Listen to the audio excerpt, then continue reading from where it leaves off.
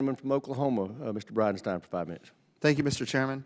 Admiral Searing, thank you for spending time with me in my office. Just a couple days ago, we had a number of great conversations. First of all, I'd like to publicly congratulate you for the successful test of FTG-06B. And I know that maybe some of the tests before that were not perceived as being successful, but I would attest that every test there are lessons learned, and we gain a lot from that. Even though some tests are not deemed as being successful, we learn a lot from that.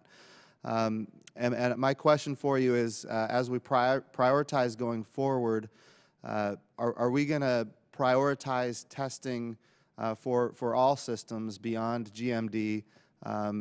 What are your priorities for testing going forward? Sir, we are very busy over the next two to 4 years, and we have 12 tests this fiscal year, for example. We're going up with a big our focus is operational testing of capabilities such as Aegis Ashore, which we'll test this summer before Romania is fielded, another operational test before Poland's fielded, to really put it into the tactical combatant commander scenario, to completely test an integrated scenario. That's one priority. The second priority is to continue to test as capability is developed. Aegis is rapidly developing increased capability with their Aegis weapon system baselines and their standard missile evolutions. And then what we don't talk too much about is the sea-based terminal defense system, which will be tested this year as well.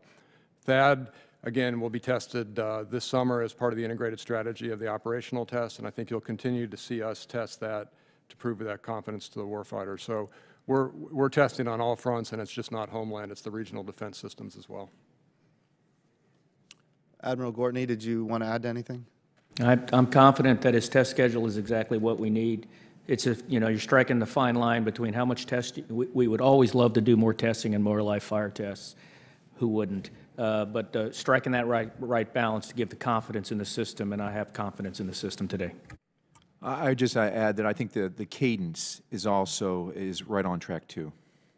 The cadence meaning the series of tests upcoming? Exactly, and the frequency of doing those tests and when you're able to do them. Okay. As far as funding, if there was more funding, would testing be prioritized going forward? That would be one lever we would turn. Okay. When we think about MDA requesting $96 million for the FY16 technology maturation initiatives to build on the success of discrimination, the discrimination sensors. We talked in my office about discrimination and targeting. This includes incorporating an advanced sensor into the MTS sensor. Has MDA considered allowing competition for these tasks to evaluate other proven sensors to meet the technology maturation initiative? Yes, sir, and we have gone out to industry with an RFI, request for information, recently, and are assimilating that information and assessing the competitive landscape. Excellent. Fort Sill is in my state of Oklahoma. We are the Fires Center of Excellence there at Fort Sill, and Fort Sill is the institutional training base for THAAD. And I can tell you that I've been down there. What they do is really, really amazing work. The budget request includes $464 million for THAAD procurement to include the purchase of interceptors and training devices used at Fort Sill. It looks like there is an increased request in THAAD training to account for procuring a radar training device. Can you describe some of the devices that we are buying from a THAAD training standpoint? I guess this would be for the for General Mann, or either. Well, let me talk about the radar training device to start with, and that was really a good cost-based decision for us to make that choice.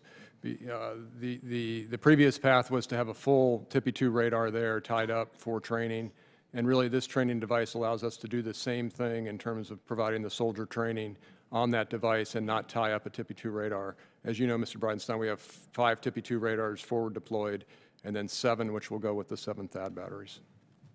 As you know, the THAAD requirement is 9. Right now, we have the funding for the 6th, and we're working with MDA on that 7th battery. I mean, we're working the force structure. I think we have a good handle on providing the manning for that, but the equipment, as you well know, is extremely expensive. So where you're able to use a training device and not have to tie up a radar, that's critically important.